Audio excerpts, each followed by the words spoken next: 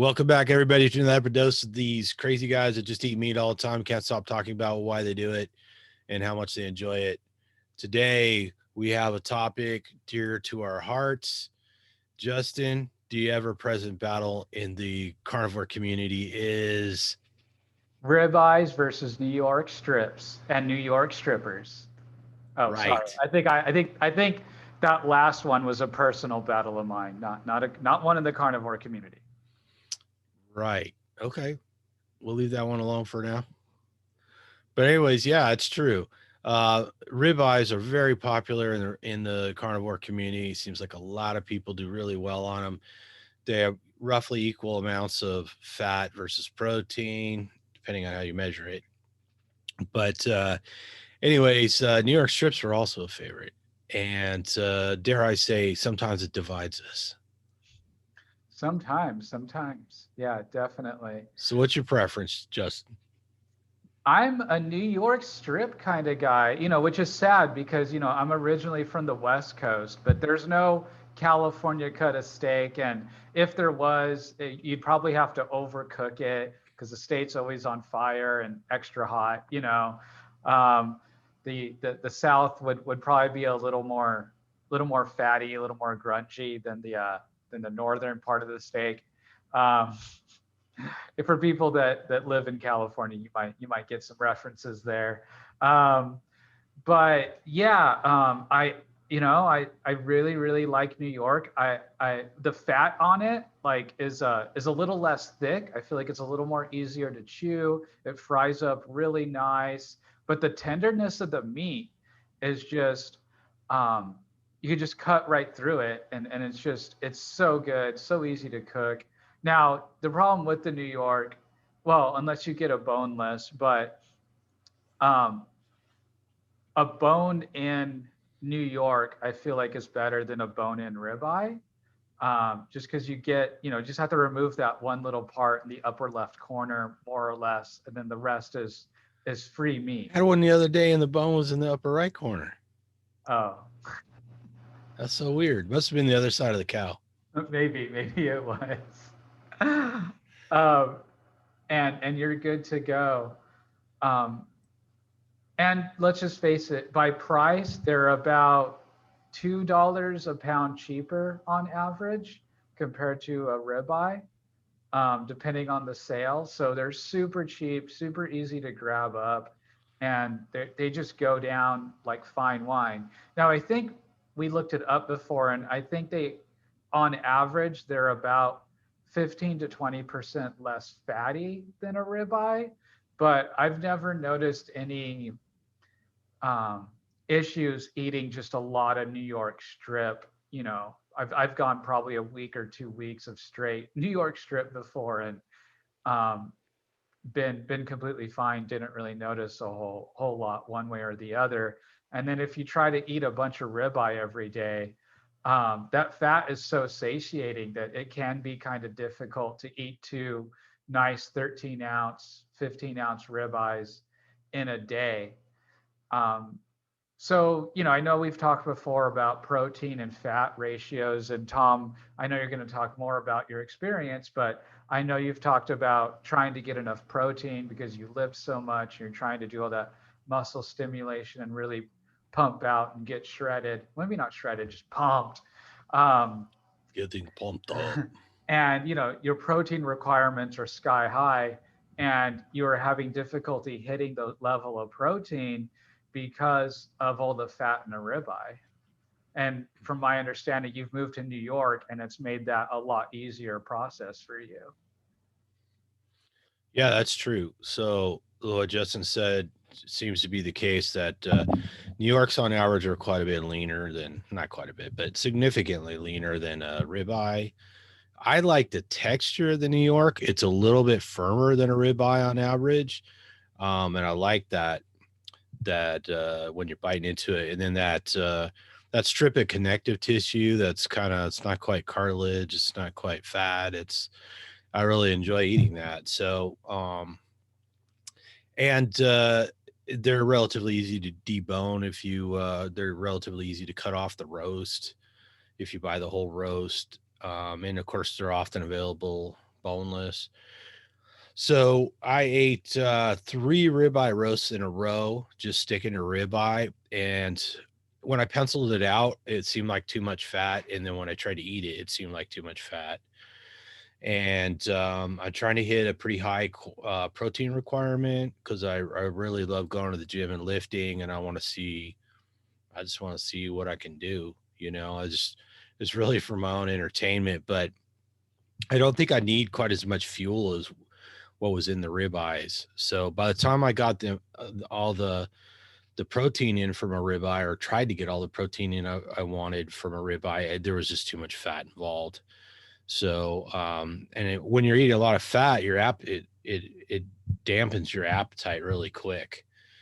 So, then I couldn't stuff any protein in there. So, and we all, if you're eating steak like a ribeye and a New York strip, and you're content doing that, it's easy to just keep eating the same thing. It makes everything simple. And um, so, not that you have to eat that way, but I like it. I like the routine. So I switched to New York strips. They have a lower fat content. They also have that relatively straight strip of fat on the outside.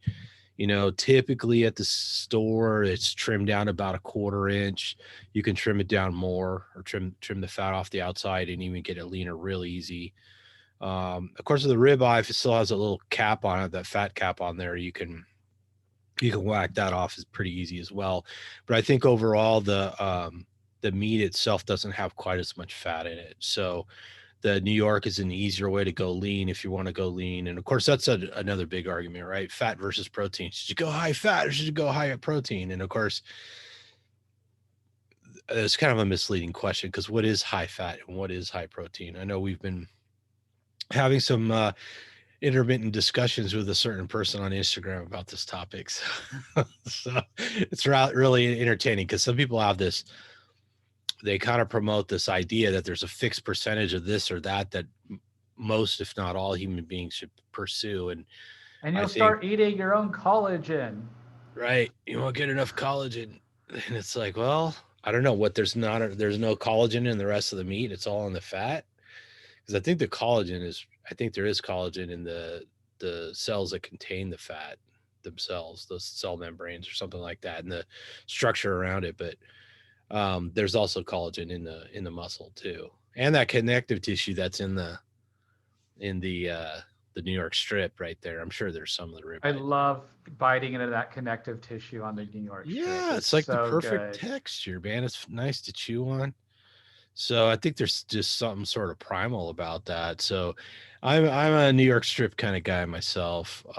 It's not that I don't like the ribeye. It's just I think the New York strip is probably a more expedient way to meet my goals. And overall, I do enjoy the texture more, um, even though it's not as tender. I prefer it. So And I would make a New York strip sandwich, which is a New York strip. You layer it with ground beef and then cheese on top. That is mad bomb. well, I cut a lot of my steaks up to take them to work and eat, so they're in a container, so I can just eat them out of the container. And sometimes I will take it and I'll mix in a little pastrami. And then if I'm home, I'll heat it up, a little pastrami in there, and melt some cheese on top. So I'll Go. do that, particularly on the weekends. So, anyways, yeah, now I like the New York strip, and I might even consider going to a leaner cut than that. Maybe I'll try a sirloin next time. And what are these patio steaks you've been talking about? I've never even heard of a patio steak. Is that what it was called? Patio? Yeah, it was called a patio steak. At least I saw it. It was at Food for Less.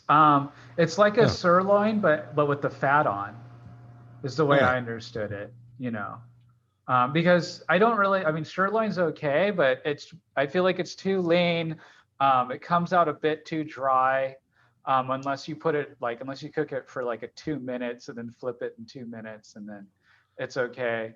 But the texture is always just not as good as a New York or a ribeye. But this patio was a nice balance. Like I said, it seems like it's a sirloin with the fat left on. Apparently, it can be the same thing as a flat iron steak or a flank steak. So there you go. In Missouri, they're called patio steaks. Patio steaks. Yeah. Pretty I, good you though. know, it's Super interesting tasty. because I never see flat iron steaks or patio steaks for sale, but I do see flank steaks. So maybe it's a regional thing. You know, people are just used to calling it one thing or another in one area or another. But yeah, the that's an interesting idea because the sirloin is very lean, and sometimes it's not enough fat for people. So if you get the patio steak and they've left some fat on there, then at least you have the option of eating the rest of that fat or not, depending on how you feel or what your demand is. I mean, like I've mentioned before, like my caloric consumption is something that fluctuates a lot. You know, a fluctuation from 500 calories from one day to the next is I consider small because I've had days when it's like 2,000 calories from one day to the next. And I'm not an athlete. I'm not like a marathon runner or, you know, I'm not a Zach Bitter or something that's out there running 100 milers or something. I'm just a guy who goes to the gym. And I can find many a days when I need to adjust how many calories I take in, and deciding whether to cut some fat off and throw it away or eat it is a easy way to do it, you know, especially if it's right there. In fact, I do that a lot of times when I cut up my steak to take it to work to eat. I put the fat over on one side of the container, the fattier parts, and the leaner parts on the other one. I start on the leaner side and work my way across. Of course, protein can be pretty satisfying, pretty satiating, but it seems like the fat hits you a little faster and a little harder. So as I eat my way through my protein and try to hit my goals for the protein, then I get over to the fat. I don't have to worry about the fat slowing me down, getting my protein in. So, and then you got that little reservoir of calories there. You can make a judgment call whether you want more or less calories that day. So, anyways, yeah, I don't think the war over New York's versus ribeyes is really going to divide the carnivore community in any substantial way. Fortunately, there's plenty of people out there eating plenty of parts of the cow. I mean, I can enjoy some good shank, or I still have never eaten a nose, and I've never eaten a tail other than an oxtail, but I've never eaten any other part of the ox. So I can't really say I eat nose to tail like some people. But we do eat some organ meats from time to time, but not that much, right? Right, right. And I just bought 18 pounds of brisket, so There you that'll go. be that'll be good. One big hunk, you know, that'll be nice. Yeah. So that has really nice marble on it. Can't wait till tomorrow. Yeah, it's got that nice layer of fat on one side. Mm. I hope you get a smoker or something over there one of these days. I might actually buy a plane ticket for that.